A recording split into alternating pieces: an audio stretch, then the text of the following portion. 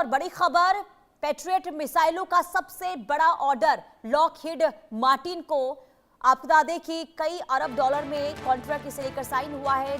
2032 तक होगा बड़े पैमाने पर उत्पादन। PAC-3 MSC उत्पादन क्षमता 3 गुना अब इससे होगी। अमेरिका में 20 से ज्यादा संयंत्र अपग्रेड होंगे और कर्मचारियों की संख्या 50% अब इससे बढ़ेगी। ये बड़ी खबर पैट्रियट मिसाइलों को लेकर सामने आ रही है। भारी कमी इसकी देखने को मिल रही है। अब इसके उत्पादन को लेकर जोर दिया जा रहा है और मिसाइल ऑर्डर बड़े पैमाने पर किया गया है। PAC-3 इंटरसेप्टर का प्रोडक्शन बढ़ाया गया है। ट्रंप के हथियारों का गोदाम खाली हो रहा है और ऐसे में अब अमेरिका की ओर से हथियारों को लेकर, और क्योंकि लगातार लंबे समय से 4 महीने से देखिए जंग इस वक्त चल रही है और ईरान अमेरिका के बीच में, या फिर हम देख रहे हैं कि रूस और साथ ही साथ यूक्रेन के बीच में जो जंग चल रही है, इससे कहीं ना कहीं देखिए अमेरिका की स्थिति भी कह सकते हैं कि हथियारों के मामले में अब थोड़ी सी कमजोर होती हुई दिखाई दे रही है। TP त्यागी डिफेंस एक्सपर्ट के तौर पर हमारे साथ जुड़ चुके हैं। सर, बहुत स्वागत है आपका इंडिया न्यूज पर। ये पैट्रियट इंटरसेप्टर मिसाइलों की कमी अब देखने को मिल रही है, अब क्या समझ आ रहा है, क्या स्थिति इस वक्त अमेरिका की? सर,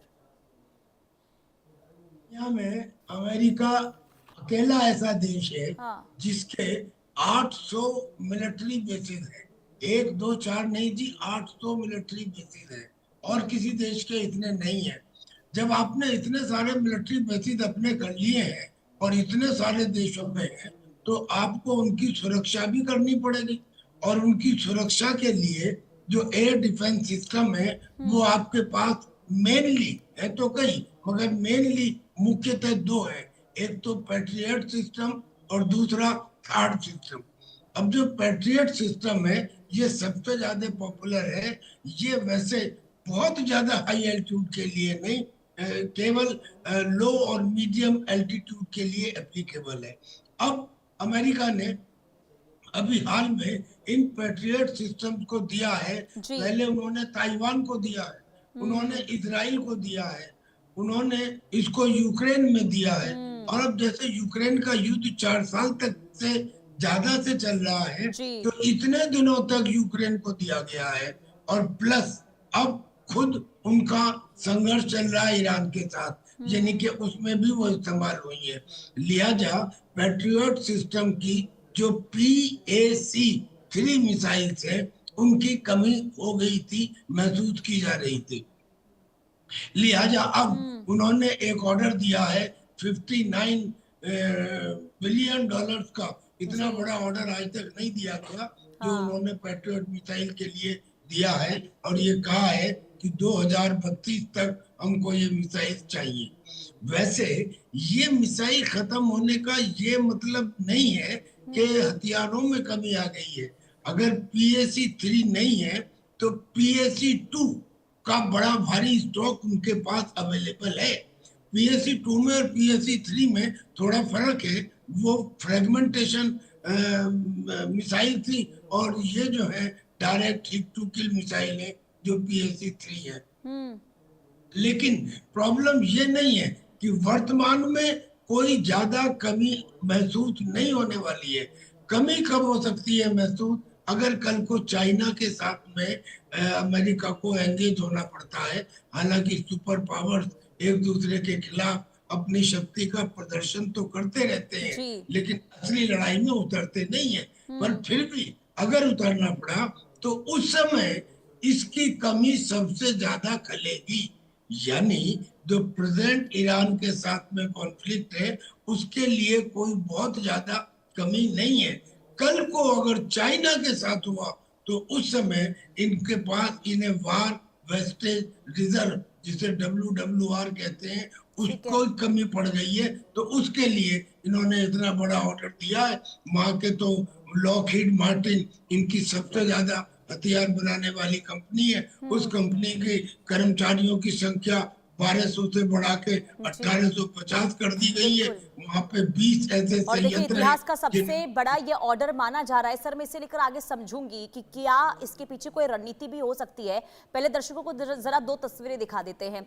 देखिए, पैट्रियट इंटरसेप्टर की अगर हम बात कर रहे हैं तो मिसाइलों की कमी बताया जा रहा है इसके पीछे, और अमेरिका के लिए बड़ी रणनीतिक चुनौती ये बन सकती है। और ये मिसाइलें देखिए, दो तस्वीरें हम आपको दिखा रहे हैं, और जो ये मिसाइलें हैं वो बैलिस्टिक और क्रूज मिसाइलों के साथ साथ दुश्मन के लड़ाकू विमानों को रोकने में अहम भूमिका ये निभाती है। और अगर इनका भंडार घटता है तो अमेरिका और उसके सहयोगी देशों की वायु रक्षा क्षमता प्रभावित हो सकती है। इससे महत्वपूर्ण सैन्य ठिकाने, एयरबेस और रणनीतिक संपत्तियां अधिक जोखिम में आ जाएंगी। साथ ही यूक्रेन, जापान, दक्षिण कोरिया और मध्य पूर्व में तैनात अमेरिकी रक्षा नेटवर्क पर भी दबाव बढ़ सकता है। और यही वजह है कि अमेरिका पैट्रियट मिसाइलों के उत्पादन को तेजी से बढ़ाने पर इस वक्त जोर दे रहा है। और हाइपरसोनिक मिसाइल से लगातार देखिए अटैक, जॉर्डन में भी अमेरिकी बेस पर लगातार हमले हो रहे हैं। और ऐसे में अगर पैट्रियट मिसाइल को लेकर जो ये जानकारी सामने आ रही है, जिसे लेकर अब अमेरिका की ओर से कदम बढ़ाए गए हैं, क्योंकि कमी वजह सामने आ रही है, क्या और भी कोई इसके पीछे रणनीति हो सकती है, ये भी बहुत बड़ा सवाल। लेकिन आइए आपको बताते हैं कि पैट्रियट एयर डिफेंस सिस्टम की खासियत क्या है। देखिए, ऑपरेशनल रेंज 160 किलोमीटर इसकी मानी जाती है। लंबी दूरी की वायु रक्षा प्रणाली ये है, और अमेरिकी कंपनी रेथियन द्वारा इसे विकसित किया जाता है। बैलिस्टिक मिसाइलों को रोकने में सक्षम है, क्रूज मिसाइलों के खिलाफ भी प्रभावी रहता है, दुश्मन के लड़ाकू विमानों को भी ये मार गिराने में सक्षम है, और 36 किलोमीटर की ऊंचाई तक लक्ष्य भेदने की इसकी क्षमता है। इसके अलावा PAC-3 MSC उन्नत किस्म के मिसाइल मानी जाती है। और यानी कि आप कह सकते हैं कि इससे जो अमेरिका की ताकत है, जो शक्ति है, वो दोगुनी हो जाती है। और ऐसे में अगर पैट्रियट मिसाइल को लेकर, कमी को लेकर ये जानकारी सामने आ रही है, तो ये देखिए, जो विशेषज्ञ ये बता रहे हैं कि ऐसा नहीं है कि कमी अगर हो गई है तो इसके बाद कमजोर अमेरिका हो गया हो, इसके पास हथियारों का जखीरा है, लेकिन क्या इसके पीछे कोई स्ट्रैटेजी भी तो नहीं है, ये भी जरा समझ लेते हैं। TP त्यागी सर, जरा समझाइए, क्योंकि एक तरफ तो देखिए, अगर ये सबसे बड़ा ऑर्डर दिया गया है, और अगर यहाँ पर ये कोशिश हो रही है कि पैट्रियट मिसाइलों की संख्या बढ़ाई जाए, जैसा कि आपने कहा कि ऐसा नहीं है कि कमी हो गई है तो अमेरिका कमजोर हो गया है, उसके पास और भी हथियार है, लेकिन इसके साथ ये भी माना जाए कि क्या युद्ध को लेकर भविष्य में कोई तैयारी इस वक्त अमेरिका कर रहा है, जिस वजह से इतने बड़े पैमाने पर ऑर्डर? बिल्कुल सही कहा आपने। देखिए, सुपर पावर है अमेरिका, और मैंने बताया कि इसके 800 बेसिस हैं। इसको अगर कल को इंडो पैसिफिक के अंदर चाइना ताइवान के ऊपर अटैक करता है और वहां पे अमेरिका को जाना पड़ता है, तो उस समय अमेरिका और चाइना के कॉन्फ्लिक्ट के समय एयर डिफेंस सिस्टम की बहुत ज्यादा आवश्यकता होगी। लिहाजा भविष्य में वो प्रॉब्लम ना आए कि हमें पैट्रियट मिसाइल की कमी से जूझना पड़े, इसलिए ये ऑर्डर दिया गया है 2032 तक पूरा करने के लिए। जहां तक करंट सिचुएशन है, करंट सिचुएशन में खुद डोनाल्ड ट्रंप ने कहा है कि हमारे पास पैट्रियट मिसाइल की कोई कमी नहीं है। और अगर ये कुछ थोड़ी बहुत कमी महसूस होती भी है, क्योंकि मिडिल ईस्ट में हर कंट्री के अंदर मिलिट्री अमेरिका के बेसिस हैं, उनके ऊपर ईरान अटैक करता है, उस अटैक को रोकने के लिए एयर डिफेंस सिस्टम चाहिए, वो पैट्रियट है। पैट्रियट 36 किलोमीटर के एल्टीट्यूड तक आने वाले टारगेट्स को डिस्ट्रॉय कर सकता है। उससे ज्यादा के लिए फिर थर्ड सिस्टम की जरूरत होती है। तो थर्ड और पैट्रियट, ये दोनों सिस्टम उन सारे जो मिलिट्री बेसिस हैं अमेरिका के मिडिल ईस्ट कंट्रीज में, उनके लिए लगातार दिए जा रहे हैं ईरान के साथ युद्ध में। तो इसलिए इनका डेप्लीशन तो हुआ है।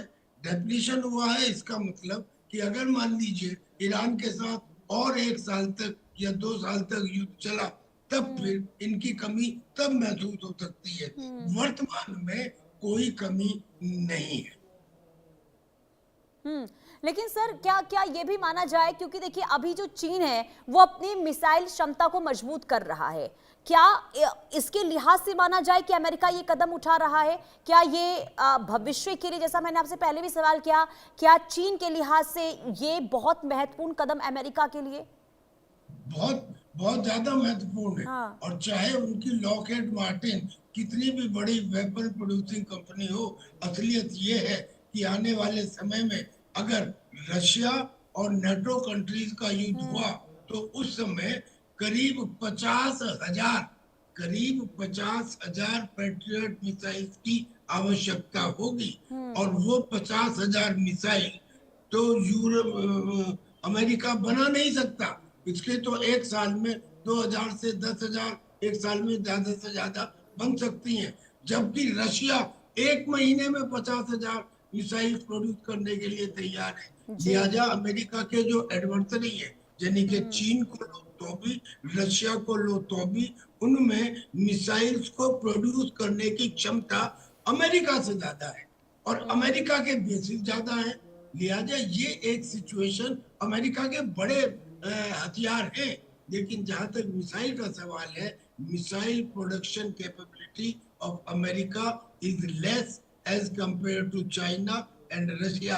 Hence, they will have to develop a stock of it. इनके स्टॉक को बना के रखना है, बढ़ा के रखना है। That is the reason कि इन्होंने करीब $59 बिलियन का ये प्रोजेक्ट दिया है लॉकहीड मार्टिन। ठीक है, अब आगे देखना यही होगा कि आगे इस दिशा में किस तरीके से जो अमेरिका है वो मजबूती के साथ आगे बढ़ता है। लेकिन सर, मैं आपको रोकना चाहूंगी, बने रहिएगा आप। एक बड़ी खबर इस वक्त सामने आ रही है। सलमान रुश्दी पर हमला करने वाला दोषी करार हुआ है। न्यूयॉर्क की कोर्ट ने हादी मतार को आतंकवाद के आरोपों में दोषी पाया है। 2022 में मशहूर लेखक सलमान रुश्दी पर किया गया था जानलेवा हमला, चाकू से हमला ये हुआ था और आतंकवादी संगठन हिजबुल्लाह से सहानुभूति रखने वाले आरोपी को हो सकती है उम्र कैद। अदालत ने हमले को पूर्व नियोजित और वैचारिक आतंकवाद से प्रेरित माना है। हमले में सलमान रुश्दी ने अपनी जान गंवा दी थी और इस पूरे मामले को लेकर आप बता दें कि एक आंख की रोशनी और हाथ का, माफी चाहूंगी, एक आंख की रोशनी और हाथ का इस्तेमाल जो है वो हुआ था अभिव्यक्ति की आजादी पर हमले के मामले में। अदालत का ये बहुत अहम फैसला माना जा रहा है, एक निर्णायक ये फैसला माना जा रहा है। सर, इस पर मैं आपकी प्रतिक्रिया चाहूंगी। पुराना ये मामला है और इसे लेकर जब कोर्ट का फैसला आता है, किस तरीके से देख रहे हैं सर आप? देखिए, ये तो एक बड़े कमाल की बात है कि कोई कहीं बैठ के फतवा जारी कर देता है कि जाओ, जिस किसी ने भी ये काम किया है उसकी गर्दन कलम कर दो। ये आज के जमाने में, आज की सेंचुरी के अंदर ऐसा थोड़ी होता है। अब हुआ क्या है दरअसल में कि ये जो सलमान रश्दी है, एक बड़े इंटेलिजेंट लेखक हैं, जाने माने व्यक्ति हैं। इन्होंने एक किताब लिखी, द सैटेनिक वर्सेस। अब वो द सैटेनिक वर्सेस में इन्होंने कुछ ऐसा वर्णन कर दिया होगा जिसे वो ब्लास्फेमी कहते हैं, कि उन्होंने हमारे खुदा के बारे में, मोहम्मद के बारे में कुछ शब्द लिख दिए होंगे। खैर, उसके ऊपर हिजबुल्लाह ने एक फतवा जारी कर दिया कि इनको खत्म कर दिया जाए।